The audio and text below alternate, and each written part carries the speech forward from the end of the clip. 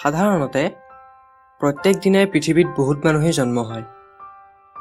কিন্তু কিছুমান মানুহ পৃথিৱী পৰিৱৰ্তন কৰিবৰ কাৰণে জন্ম হয়। আজি মই ক'বলৈ গৈ আছোঁ ফেচবুকৰ জন্মদাতা মাৰ্ক জুকাৰবাৰ্গৰ বিষয়ে,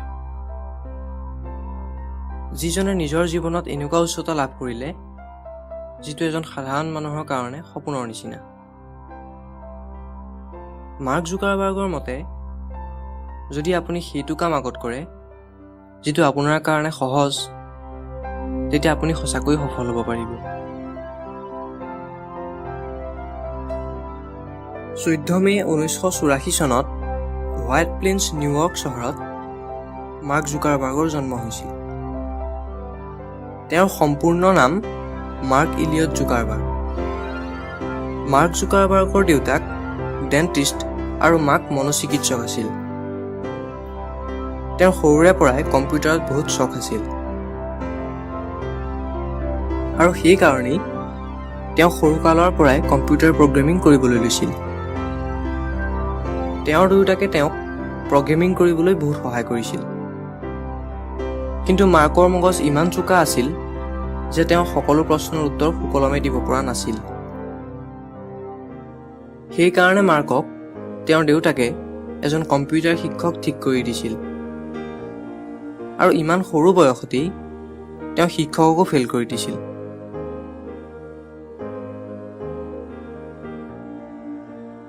মাৰ্কে 12 বছৰ বয়সতে এটা মেছেঞ্জাৰ বনালে, যিটোৰ নাম তেওঁ জিউকনেট ৰাখিছিল। জিউকনেটৰ প্ৰয়োগ তেওঁ নিজৰ দেউতাকৰ ক্লিনিকত কৰিছিল।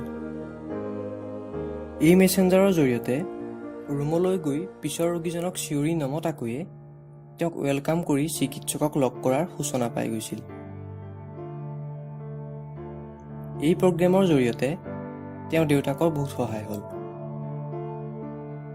জিউকনেট তেওঁ নিজৰ ঘৰতো এটা কম্পিউটাৰৰ পৰা আন এটা কম্পিউটাৰৰ লগত মেছেজ আৰু ভিডিঅ' কলিঙৰ কাৰণে প্ৰয়োগ কৰিছিল। যিটো সময়ত ল'ৰা-ছোৱালীয়ে কম্পিউটাৰ গেম খেলিবলৈ শিকে, সেইটো সময়ত মাৰ্কে সম্পূৰ্ণ গেম বনাইছিল। মাৰ্কে হাইস্কুলত পঢ়ি থকাৰ অৱস্থাতেই চিনেপ্স মিডিয়া প্লেয়াৰ নামৰ এনেকুৱা এটা ছফ্টৱেৰ বনাইছিল, যিটোত অট'মেটিকেলি ব্যৱহাৰকাৰীৰ গতিবিধি লক্ষ্য কৰি এখন মিউজিক লিষ্ট তৈয়াৰ হৈছিল, যিখনত থকা গানসমূহ ব্যৱহাৰকাৰীয়ে শুনিব বিচাৰিছিল।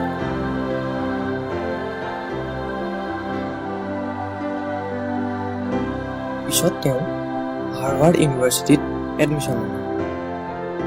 তাতো মাৰ্ক বহুত বুদ্ধিমান ছাত্ৰ আছিল।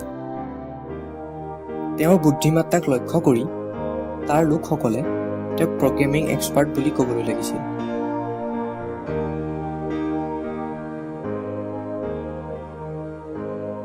মাৰ্কে 2003 চনত হাৰ্ভাৰ্ড ইউনিভাৰ্চিটিৰ ৱেবছাইটটোক এইকাৰণেই হেক কৰিছিল যে হাৰ্ভাৰ্ড ইউনিভাৰ্চিটিৰ ছাত্ৰ-ছাত্ৰীসকলৰ বায়'ডাটা আৰু কলেজত এডমিশ্যন ল'বলৈ যাওঁতে দিয়া পাছপৰ্ট চাইজ ফটো আপলোড আছিল, যিটো অত্যাধিক ছাত্ৰ-ছাত্ৰীয়ে সলাব বিচাৰিছিল, কিয়নো কলেজ শেষ হোৱা পৰ্যন্ত সেই ফটোৱে ছাত্ৰ-ছাত্ৰীৰ ID কাৰ্ড, মাৰ্কশ্বিট আৰু চাৰ্টিফিকেটত আহিবলগীয়া আছিল। আৰু নিজৰ ফটোগ্ৰাফ সলাবৰ কাৰণেই তেওঁ হাৰ্ভাৰ্ড ইউনিভাৰ্চিটিৰ ৱেবছাইটটোক হেক কৰিছিল, যিটো সেই সময়ৰ সকলোতকৈ সুৰক্ষিত ৱেবছাইট বুলি জনা গৈছিল। এই ৱেবছাইটটোত মাৰ্কে সকলো ছাত্ৰ-ছাত্ৰীৰ ফটোগ্ৰাফসমূহ পাই গৈছিল আৰু এই ফটোগ্ৰাফসমূহ তেওঁ এটা ৱেবছাইট ফেচমেছ বনাবলৈ ব্যৱহাৰ কৰিলে। এই ৱেবছাইটটোত ডাটাবেছৰ জৰিয়তে দুখন মহিলাৰ ফটোগ্ৰাফ একেলগে দেখুওৱা হৈছিল আৰু ব্যৱহাৰকাৰীক ভোটিং কৰিবলৈ দিয়া হৈছিল যে কোনগৰাকী মহিলা বেছি ধুনীয়া।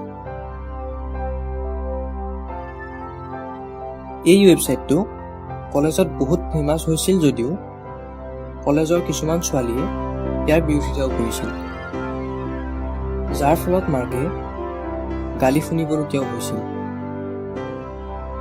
কিন্তু মাৰ্কে তেওঁৰ ভুল স্বীকাৰ কৰি ক্ষমা খোজাত তেওঁক কলেজ কৰ্তৃপক্ষই ক্ষমা কৰি দিলে আৰু লগতে প্ৰভাৱিতও হ'ল যে কেনেকৈ এক 19 বছৰীয়া ছাত্ৰই হাৰ্ভাৰ্ড ইউনিভাৰ্চিটিৰ ৱেবছাইটটোক হেক কৰিলে।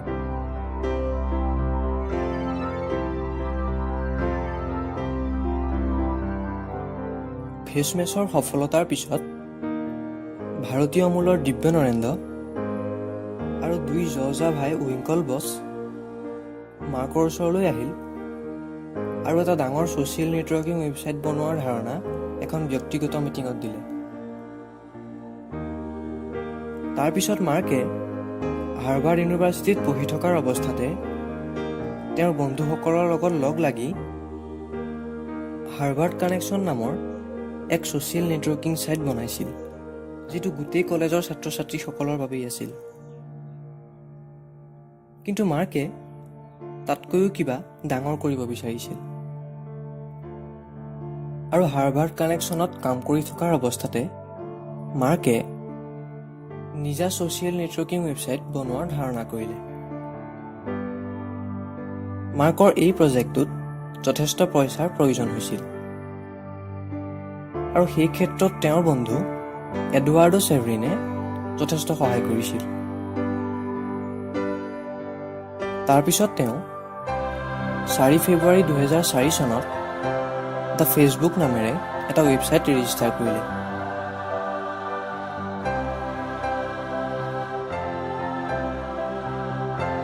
আৰু এনেদৰে হঠাতে মাৰ্কে কলেজ মাজতে এৰি দিলে, কিয়নো তেওঁ চাকৰি কৰাৰ ইচ্ছা কেতিয়াও কৰা নাছিল আৰু আগৰ পৰাই নিজা এক কোম্পানী বনোৱাৰ ইচ্ছা কৰিছিল।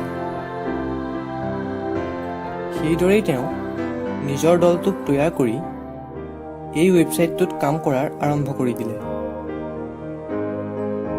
আৰু 2005 চনত দ্য ফেচবুকৰ নাম সলনি কৰি অকল ফেচবুক ৰাখি দিলে।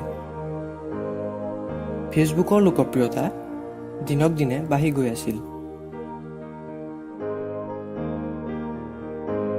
50 মিলিয়ন মানুহে ফেচবুকক আঁকোৱালি লোৱাৰ পিছত yahoo.com-এ ফেচবুকক $1 আৰব কিনাৰ প্ৰস্তাৱ দিলে। কিন্তু যথেষ্ট পইচা দিয়াৰ স্বত্বেও মাৰ্ক এই প্ৰস্তাৱত সন্মত নহ'ল।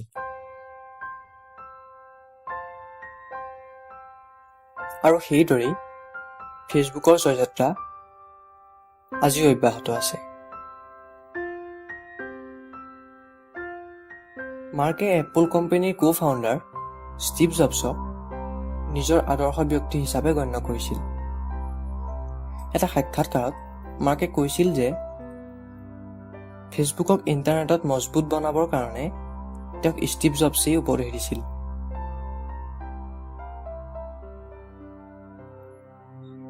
মাৰ্কে 19 মে 2012 চনত তেওঁৰ দীৰ্ঘদিন ধৰি থকা চাইনিজ মূলৰ প্ৰেমিকা প্ৰিচিলা চেনক বিয়া কৰালে। 27 ছেপ্টেম্বৰ 2015 চনত মাৰ্ক জুকাৰবাৰ্গ ভাৰতৰ প্ৰধানমন্ত্ৰী নৰেন্দ্ৰ মোদীৰ লগত সাক্ষাৎ হ'ল আৰু ভাৰতত ইণ্টাৰনেটৰ প্ৰচাৰ দ্ৰুত কৰিবৰ কাৰণে কথা হ'ল।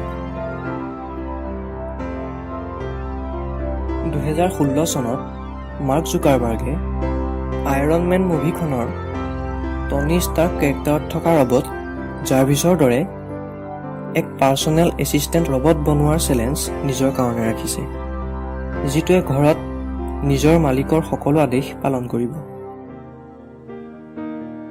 অৱশেষত 2017 চনত হাৰ্ভাৰ্ড ইউনিভাৰ্চিটিয়ে ঘোষণা কৰিছে যে মাৰ্ক জুকাৰবাৰ্গক 2005 চনত কলেজ এৰাৰ পিছত যিটো ডিগ্ৰী দিয়া হোৱা নাছিল সেই ডিগ্ৰীটো তেওঁক এতিয়া দিয়া হ'ব, কিয়নো ইনফৰমেশ্যন ছেক্টৰত তেওঁ নিজৰ চেষ্টাৰ বলত সেইটো কৰি দেখুৱালে যিটো এজন স্নাতক লোকেও কৰিব নোৱাৰে। ফৰ্বছৰ বিশ্বৰ সকলোতকৈ ধনী মানুহৰ লিষ্টত মাৰ্ক জুকাৰবাৰ্গ $70.9 বিলিয়ন সম্পত্তিৰে তেওঁ 5 নম্বৰত আছে। মাৰ্ক জুকাৰবাৰ্গ ইমান ধনী মানুহ হোৱাৰ পিছতো সদায় তেওঁ নতুন কথা শিকাৰ চেষ্টা কৰে আৰু এদিনত 12 পৰা 14 ঘণ্টা আৰু কেতিয়াবা গোটেই দিন ফেচবুকৰ অফিচতে কাম কৰে। মাৰ্কে ইমান কম সময়ত যি অসাধাৰণ সফলতা অৰ্জন কৰিছে সেয়া কোনো যাদু নহয়, বৰঞ্চ তেওঁৰ কঠোৰ পৰিশ্ৰমৰ ফল। তেওঁৰ নিজৰ ইণ্টাৰেষ্টক প্ৰেৰণা হিচাপে লৈ আগবাঢ়ি গ'ল।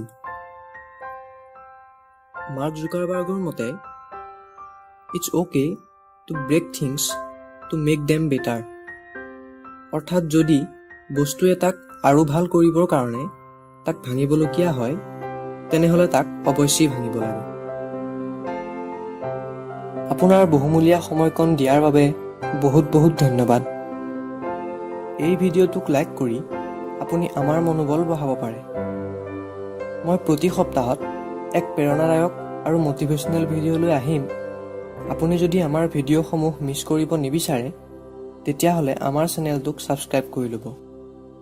এই ভিডিঅ'টো কেনেকুৱা লাগিল মোক কমেণ্ট কৰি অৱশ্যেই ক'ব। ধন্যবাদ। জয় আই অসম।